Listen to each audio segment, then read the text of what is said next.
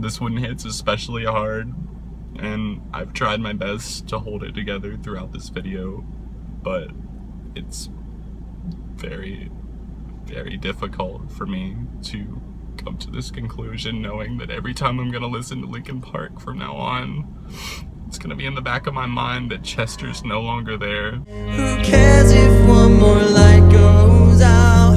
Well, I do. Hey guys, John from Beyond ARTV. Obviously, many of you have, I'm sure everybody at this point knows, Chester Bennington of Linkin Park fame, the singer, took his own life today. He was found today in a private home, July 20th, 2017. If you guys know anything about me and my channels, ARTV in general from the start, I've always talked about Linkin Park, my love for them, what they did for me growing up, and just the influence that especially Chester and Mike had on me, idols of mine growing up, absolute idols. And I decided to film this video on the go because I've tried a couple of times and then I almost said I'm not going to do a video, then I said I'm going to do it at home, but I think I'm going to do it while I'm on my way home, because I think it feels a little bit safer to me almost to open up, not feeling so in my head about what I want to say, and just let it come out. And I apologize if this video goes long. I apologize if this video gets even more emotional than it already is. But from the second I pressed play on I couldn't bring myself to do it at first. I didn't believe it. My girlfriend called me and said that just the tone in her voice, I knew something was wrong. She was upset. She was crying. She told me that somebody had passed, that somebody that I had met, somebody that I looked up to and loved, had passed. And it was at that point that I knew, but I didn't want to guess it because I knew I had to get through the rest of the day at work. I didn't want to believe that it was actually true, but we don't know the hurt that's going on behind people. Chester had been lashing out publicly in recent times at people who were responding negatively to the new music, calling him a sellout, targeting him specifically. And honestly, it's fine to not like somebody's music, but to target one guy specifically and just say, call him all of these terrible things, to make videos on him, honestly, fuck you to everybody who did. There were so many things going on in Chester's life that we will never know about, because it's for that reason that we'll never know exactly what pushed him to the moment of saying, suicide, taking my own life, seems better than everything that I have. Everything that I have in this world. I've built up this huge band. I have a wife. I have 6 children. I have really what some people would consider the ultimate life. And he still thought that suicide was the better option there. Imagine being at that point in your life, having no one to turn to, feeling so lost and confused, and think about just the lyrical content on so many of these Linkin Park releases. We'll never truly know exactly the power behind each of those moments. I'm pulling over because I don't trust myself to continue. This is such a huge blow to me personally, and I don't want to be selfish and say I loved Chester so much and I was always there for him. I never criticized anything that his band did. That's not true whatsoever. But I actually got to meet Chester. I was a huge fan of everything that he was really a part of, and even though I haven't been as into Linkin Park as I've grown up, I mean, I owe the band so much for everything that they have done for me. And I want to tell you guys a story. I met Chester Bennington. I won a meet and greet back in 2014, right after The Hunting Party came out. I was living in Wilmington, North Carolina at the time, and I won a meet and greet to go see them, I believe, in Charlotte, North Carolina. And I traveled over there for the show.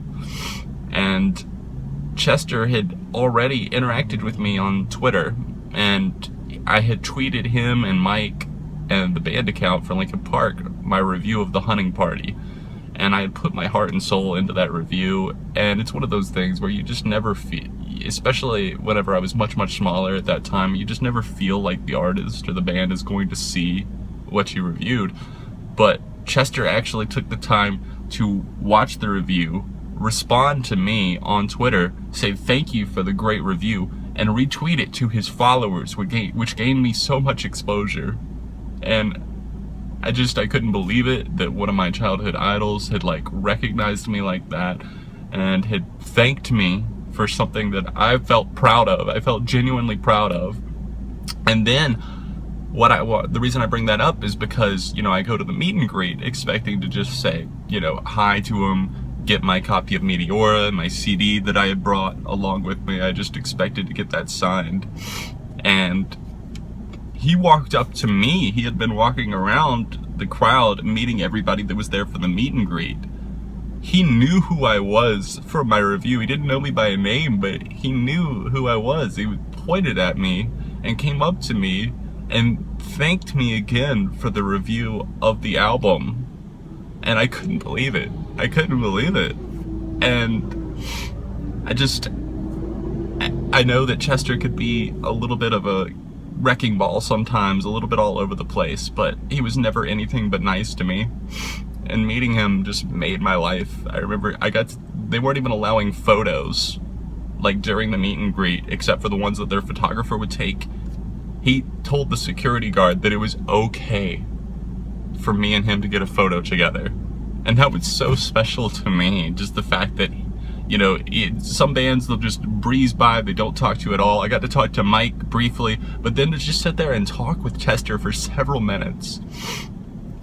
It's something that maybe I have insight that others don't have, but, you know, you can see who's genuine and who's not in the world of music especially.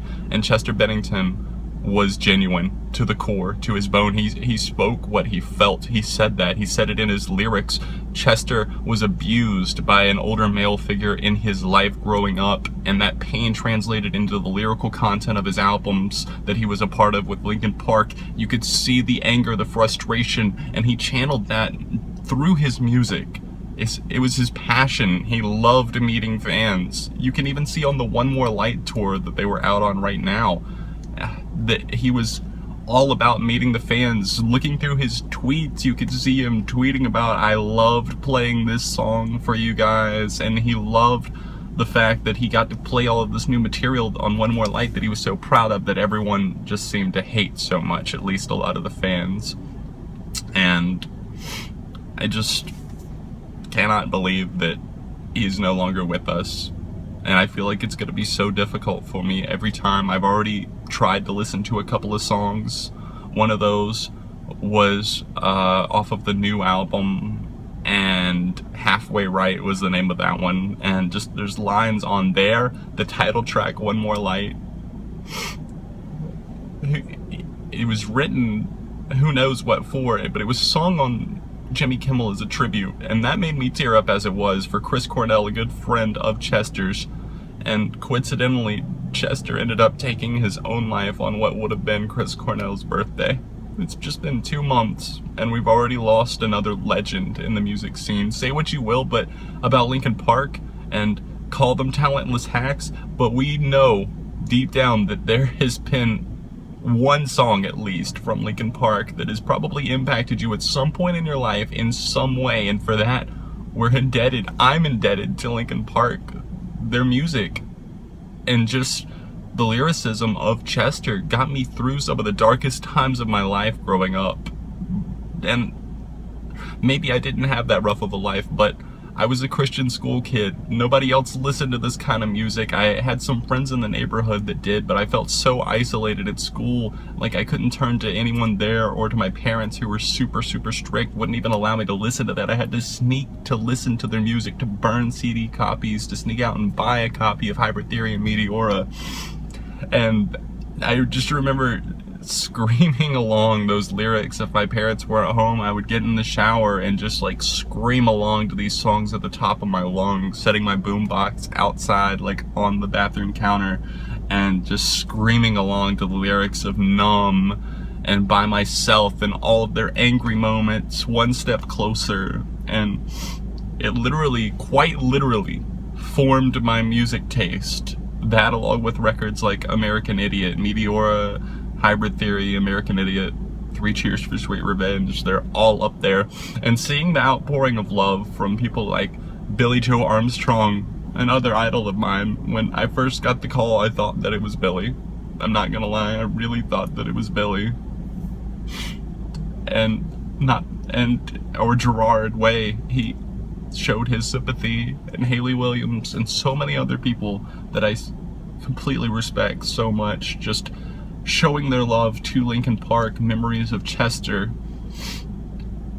Say what you will about his recent things that he was going through, but he was clearly publicly going through something and dealing with that in the form of lashing out.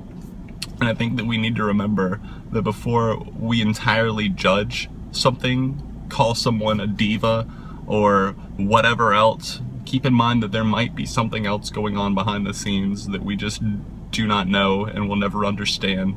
Chester had a lot of problems with drugs and alcohol coming into his teenage years, transitioning into around the start of Linkin Park, and he got clean, he got sober, and he led a very happy life for the most part, for what we know and for what I hope for him and his family. I hope that they can hold on to those memories. Call suicide selfish all that you want, but just know that somebody's not in their right mind whenever they're pushed to do something like that. Let me know your favorite Linkin Park songs down below. Share any memories that you have of Chester. This one hits especially hard, and I've tried my best to hold it together throughout this video, but it's very, very difficult for me to come to this conclusion, knowing that every time I'm gonna listen to Linkin Park from now on, it's gonna be in the back of my mind that Chester's no longer there. He's no longer with us. He is that one more light that fizzled out. Who cares? I do. You do. I know. We should all care. Not just Chester, but anybody taking their own life, especially like that. Who cares if one more light goes out? We do. Thank you guys.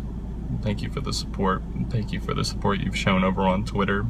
I have given some of my deeper thoughts and reactions over there as well, so feel free to, if I missed anything in this video, go take a look. It's linked in the description, along with the original article with more details about Chester's suicide. I don't want to believe it's real. I still don't want to believe it's real. Thanks for watching. Rest in peace, Chester Bennington. You were